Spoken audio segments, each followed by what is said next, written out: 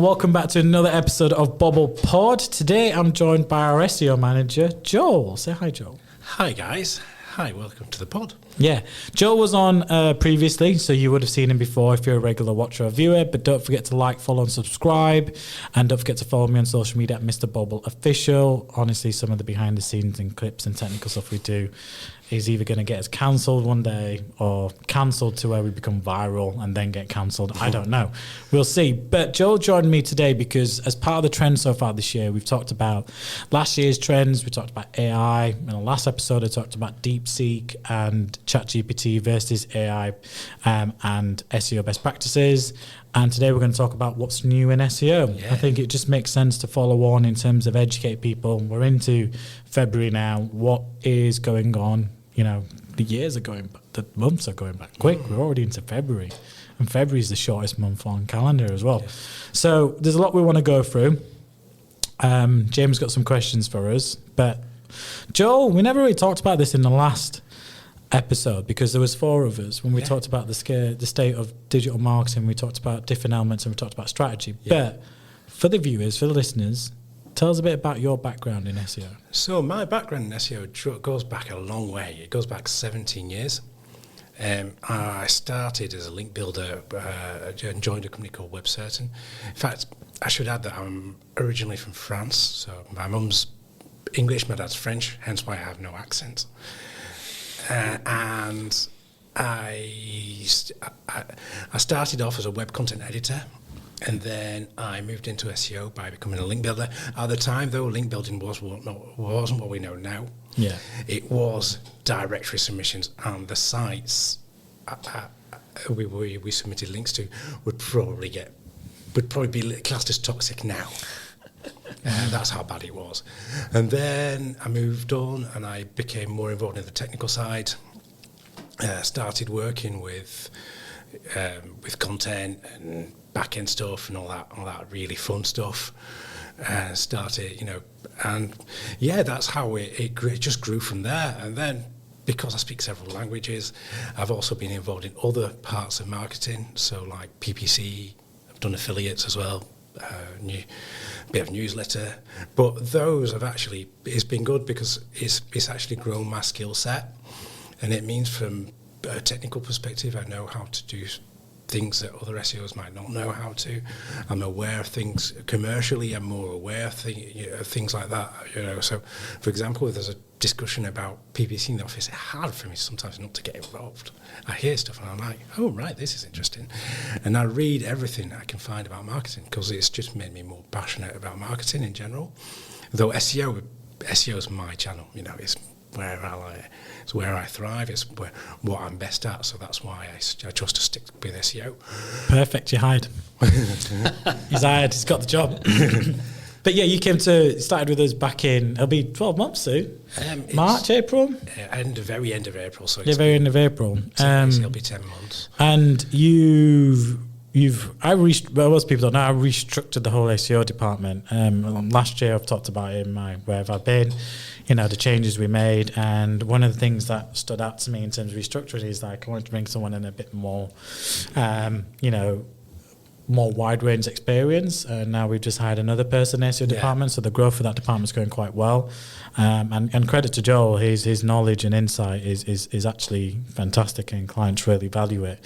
And they can see you're a bit of a SEO whiz in that sense. So it gives them that level of confidence, which is fantastic. But you said you can speak multiple languages. How many? Four. So I'm guessing. So French and English from birth. I'm bilingual, so I always speak. Even now, I speak only in French to my dad, only in English to my mum. From birth? Yeah, well, from birth. You're born speaking French? Yeah, so I was born in France. Do you dream in English or French? Both. Oh wow! That's the same. Because it'd be the same for me. At home, my parents only spoke Punjabi, but obviously we developed English at nursery. And obviously generally in terms of tools and stuff. So I'm bilingual as well. So I will speak, it's a bit as my mum in particular has developed over the years, I will speak to my mum more in English now than Punjabi, but she'll respond to me in Punjabi. So you just Like seamlessly switch between the two. I can seamlessly switch between the two. Yeah, I know you'll be able to. It's seamless. But yeah, when you dream, you dream in both. It's like you can switch in the dream. The only thing I never see in my dream is my phone, which is quite ironic because dreams are based on recall of day-to-day images. Why do we not see our phones in our dreams? I don't know. We're gonna get into a conversation Hashtag about SEO Inception Matrix. in a Let's go second. into it. Right, but And then I learned German at school and Dutch at university. I've got a degree in German and Dutch. Oh wow. wow. Do you think, and this is not a question that we plan to ask, but I'm genuinely interested, when you're learning stuff to do with SEO, does speaking other languages actually help? I'm not saying SEO is like a language in itself, but like, does that ability to kind of see words differently, is it helpful? It is in a way, because even though I don't use it day to day, I still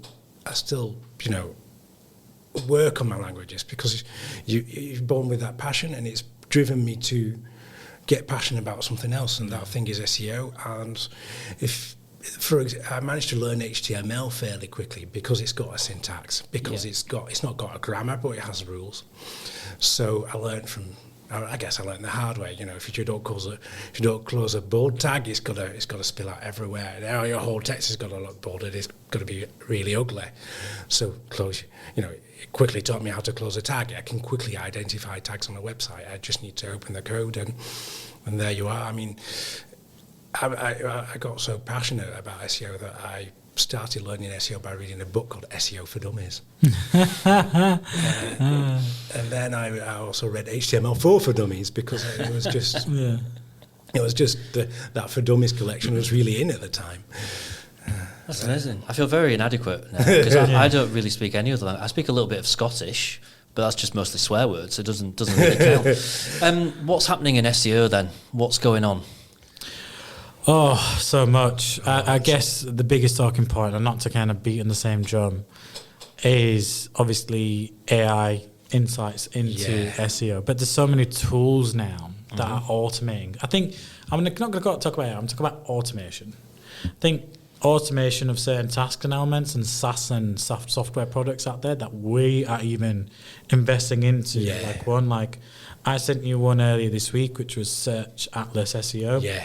Which is great from a content perspective and understanding elements. So I think the biggest trend is there's so much out there in terms of tools and assistance. Where do you even begin? Where do you begin? So you can't get away from SEMrush. No, you can't get away from SEMrush. But having said that, you can AI is really good at some things, but there's some things it's not very good at. You can structure a piece of content, but you still, at the end of the day, you've still got to humanize it. And a lot of the time you end up rewriting whole chunks because it's not to your satisfaction. It's still going to take 2-3 hours to get a really good piece of content, because AI, despite its advantages, has some misgivings, and it can't get the feel for a brand. For instance, it can't get the tone of voice. You can't always get the tone of voice across adequately. It's not going to place the internal links in for you. You've got to do that. Yeah, the manual works still, but SEMrush as a tool is our go-to. Yeah, we use Ahrefs, we use Screaming Frog, and we use Phrase.io, and now we're looking into Search Atlas SEO. I did a talk at the start of last year, which kind of ended at a marketing showcase, which was,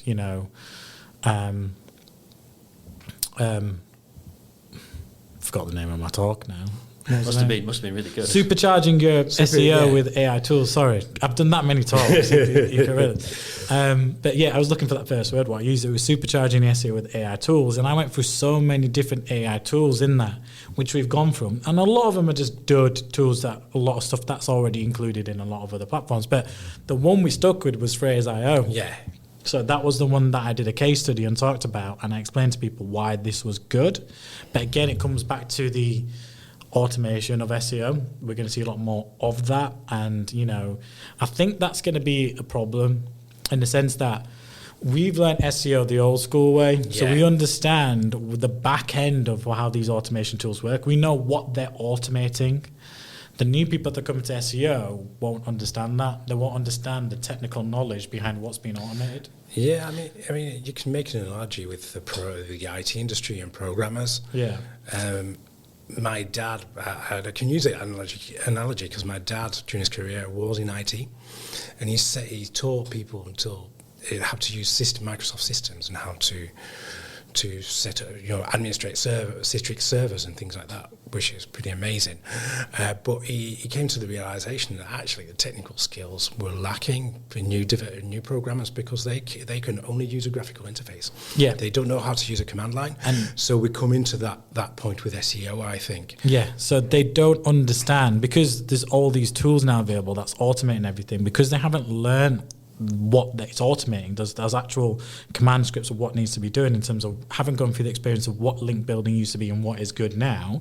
That experience is being lost. So how do you teach and educate that? So tools are great, where to begin, but it's almost like, but that the knowledge then left with the SEO expert is top line. To agree in terms of new people coming into the market, not existing people. People like me and Joe, we've been around long enough to see before and doing it all manually. Yeah. I'm on about people that like juniors coming in now. How do you teach the back end stuff and what it means, and how do you train that? That is a bit of a trend that we're seeing, is that there's so many tools out there, which is fantastic and great, and we're testing and it's saving efficiencies and time, but are we losing a level of knowledge to automation that we need to know to understand how that tool works with this tool and what we're trying to achieve? You've got to learn the bare bones of it before you actually carry out the AI tasks. So if we should make a SEO for Dummies book for them. Yeah, I think we should. I think it's required. I think a book like that explains the back end automation would actually be more helpful. I think if I had a junior tomorrow on the team, I'd actually get them to do a lot of the tasks manually still, because that's how you learn and that's how you understand how things work. But that's difficult when you're an SEO agency, or if you're hiring in an agent or marketing department for an SEO specialist, or to train someone SEO is like, it's like, I agree. Our approach would be to make them do it manually first, understand it, and then introduce them to the tools and how the tools help, because it's going to develop their career and their knowledge better. They might not like us for the first 6 months, but we're making them more valuable in terms of what they could earn, in terms of their earning potential. I think the other trend is the antitrust ruling that's come out, which basically means Google is now forced to share its data as part of an antitrust ruling that came out. So the SEO landscape might actually change quite a bit. I've got some information about that. So basically what it means is Google's competitors will allow Google's competitors to will use its search data and algorithms to build their search engines faster. So to be honest with you, I think it's kind of needed. Google has a monopoly. I think the antitrust came from 9 out of 10 people trust you for their organic search. Yeah. This kind of ruling came from that. We're already seeing it with the rise of AI tools like ChatGPT, Cloud, Perplexity, DeepSeek, etc. So what's your viewpoints? My viewpoint is it's a good thing, because it's going to open up the market. The techniques will stay the same, though. It's going to stay very similar, because, believe it or not, Bing, for instance, is probably a clone of Google. I mean, we've seen that in paid search with the ability to import a campaign directly into Bing from Google. So I don't foresee it being very different. I guess the biggest benefit from the release of the data, and it's not going to happen soon. So it's all happening in the US with the Department of Justice. They do their report in November this year. Then Google presents their report in December. So really it'll kick in 2026. So it'll be more of probably part of my 2026 digital marketing trends or something I talk about in terms of what's coming up. So it's almost like a wait until next year in terms of what happens. But the biggest benefit is we'll gain deeper insights into ranking factors and user behavior. And that's key. But what does that mean for the market? We don't know yet. Well, yeah, it's quite unpredictable. The markets always are unpredictable, so we don't know. One trend is going to stay for sure, and that's a no-click search. So someone's going to search for something, and not because of the AI snippet, because of many other things, they're not actually going to click. But in turn, that will probably translate into more direct visits. But, I've seen plenty of articles saying SEO is dead. It's not. It's here to stay. It's just evolving. It's a bit like rock and roll being dead. It's not dead. It's evolving. It's taking on a new form and it's trying to appeal to a different audience, trying to appeal to different people. And in fact, in the recent trends, they're talking about making sites user-friendly. It's always been the case that a site should be user-friendly, but it's even more the case now. You've really got to optimise a site for the users rather than for the keywords. Long live rock and roll. That's what Indeed, I say. Long indeed. live rock and roll. What else have you kind of spotted, Joel, in terms of trends and stuff that's kind of on your desk at the moment, if for want of a better phrase? On my desk, there's a plethora of things, but I think it's all about content and creating content that's useful. And more than anything, I think that's where SEO is interesting. It's pluridisciplinary. So one minute you're coding something or trying to code something, or trying to analyse some code, and the next you're writing a piece of copy. And the next minute you're becoming a data analyst, analysing some data, a set of data. And that's what makes it interesting. That's what I love about my job, and that's what I love about SEO in general, is that it's such a varied skill set that you have to adapt constantly. But it's going to be more EEAT guidelines that we follow. The helpful content update is the biggest trend for probably this year. And I think that's here to stay. That's not just a trend, that's here to stay. So watch this space. I think there'll be more and more content written by SEOs and not for SEOs. That'll be for keywords. It's going to be for users. We've got to consider users. We've got to answer questions users actually have. We can't just write copy for copy's sake. It's got to answer a question. It's about EA. If I'm to summarise it, and tell me if I'm wrong here, Joel. The EEAT guidelines, the update, the helpful content. It's all about prioritising originality with content. So it's not about AI or anything like that. It's about originality. It's right, what's next? We go into Google and we get historical data and facts and information of what's going on historically. But we need to keep that trend going in the future, not just letting bots write the content. It's all about originality. They want thought leaders, people like Joel, people like me, people like yourself in different disciplines, to come up with original content and original thoughts backed by data on insights or experience, and knowledge within certain spheres. So that actually will help. So EAAT is all about the push for originality in terms of content. That's what it is. Humanized, original thought leaders, and that content will do better more than anything else. It kind of sounds like quality over quantity is sort of what exactly. you're saying there. I think it's less going to be about the number of keywords you actually rank for, but the quality of keywords. Yeah. Because at the end of the day, you've got a business to solve a problem. It's about solving issues, providing a service to solve an issue, providing a product to solve an issue. Yeah. And I think if you're a niche right now, you should focus on what you're really, really good at before adding loads of other things, because that's going to help you stand out in the current economic environment. So that idea of less keywords, quality over quantity, is really important. Really rank for what you're really, really good at, and really focus on that and get that, and really invest the time and investment into doing that and seeing the growth from that more than anything else. I think the final one is technical is going to matter more than ever this year, isn't it? Yeah, I think it is. Technical SEO. I think it is, because, as we've mentioned, we're building things for users. It's no longer for the bot. And the user we want satisfied users. So I think in technical SEO, I might want to add CRO, actually, conversion rate optimization, because landing a user on your website is fine, but if the page isn't usable, they're not going to stay. They're not going to become a customer. How many websites? We've done a lot of audits recently, haven't we? How many times have we gone in and seen a poor technical SEO set up with the site? Oh, I think 9 times, about 90% of the time, the website is not set up for conversion. It's not fit for purpose. They probably need to invest quite a lot in their graphic design, in their, just in relaying the brand across, in relaying their message across, in making sure there's, they just need to keep the user there. Some websites don't even have like a blog area to create unique we're talking about quality of content, but like you don't even have a blog section on your site. You don't have FAQs, you don't even have case studies. It's like this is the kind of content you can use to rank for specific keywords. These are like, structured data within your site that you can use to help you rank and win within the SERPs.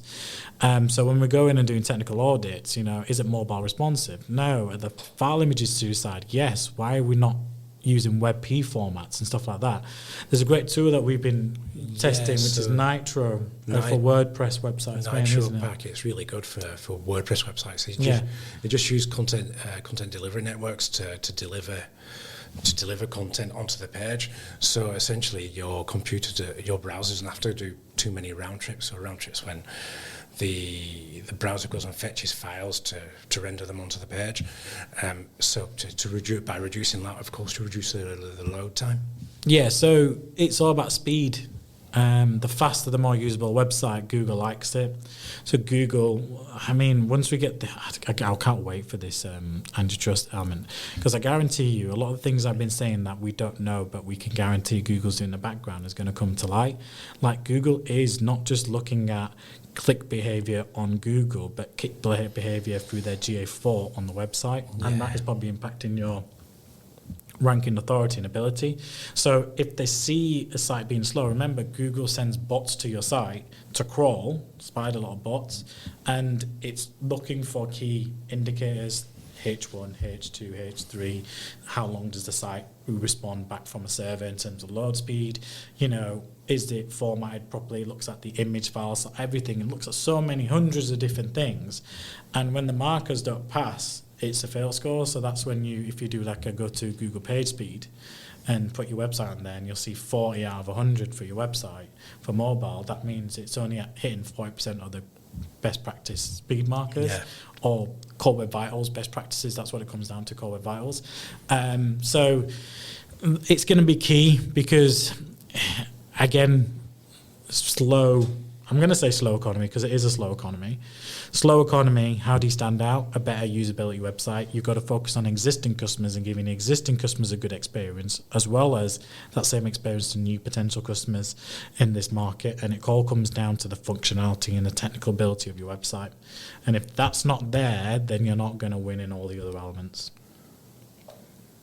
So what is going to change this year? Because things are obviously going to change, aren't they? If we sit down and have this conversation in 10 months' time at the back end of the year, there'll have been stuff that's happened.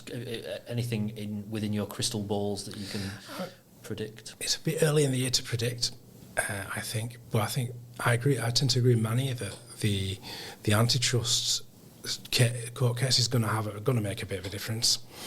Having said that, they already released last year. A Google white paper was released explaining how to rank a website, but that was done. That was done deliberately. That was definitely done deliberately because of this case. Which I haven't talked about previously. I've just been reading a little bit about it, but we did some more discussion about it. So it seems that they released that white paper to potentially off-put that case. Right. But it's not. The US DOJ is gonna. It's not going away. That case isn't going away. And if you consider search engines like DuckDuckGo, ChatGPT, well, I think SEO's got to evolve. We've got to serve other sources. Yeah, I guess there's so much happening. It's hard to put a crystal ball in terms of definitively. So, definitively, you can say more emphasis is going to be on technical, more emphasis is going to be on originality of content. We can definitively say that actually, automated platforms and systems and SEO automation is going to be a key element to what's going on. And what we can say is we can't put a crystal ball behind it, but we can say, let's watch what happens with this antitrust stuff and the information that comes out of it. And what we finally do know is SEO and organic SEO practices, so AI and organic SEO together delivers better results than just opposed to AI on its own, or the time it takes manually to do it compared to those. So they're the 5 things that we do know. One of them is let's wait and see how things go. So they're the things to focus on. There's no There's no definite. We've got a good idea of what might happen, but it's only a might. We can't definitively say this is going to happen. It's too unpredictable.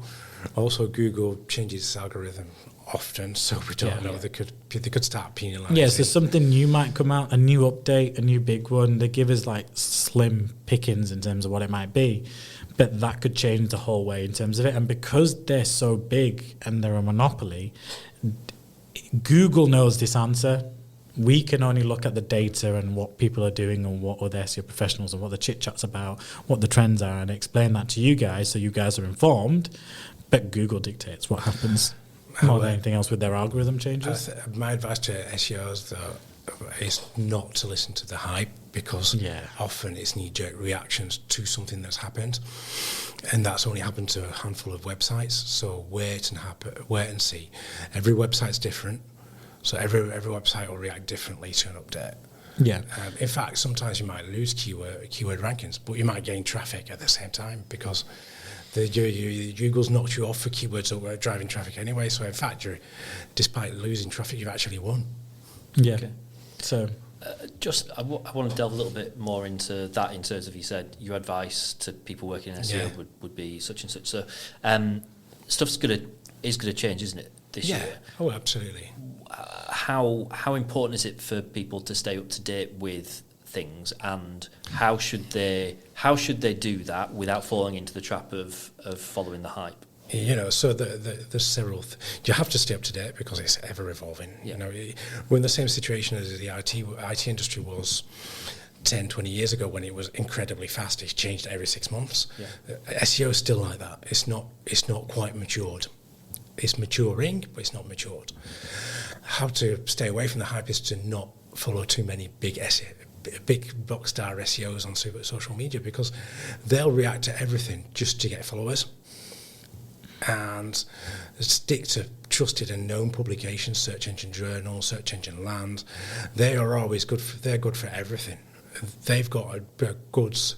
Moz as well is a good one, because those people know about SEO and their work. They've probably got contacts at Google. They're journalists. At the end of the day, they're actually journalists. They're not.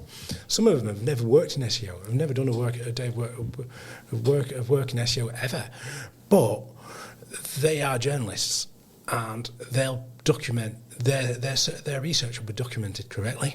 yeah. So using platforms like that really, really help to get the right knowledge. Listen to what's going on, and listen to like the agencies. Don't listen too much to the influencers. Before I come out and say something, like, I'm not reactive, so I could have done something last week or weeks before about DeepSeek and jumped on the bandwagon. But I was like, no, I'm going to wait for a bit of information to come out. Yes, I know it's done this, but then let's go away, do some research, pull together the information, and then present something. So I don't mind being a couple of weeks late to the trend of bandwagon, because I'm not trying to jump on a trend.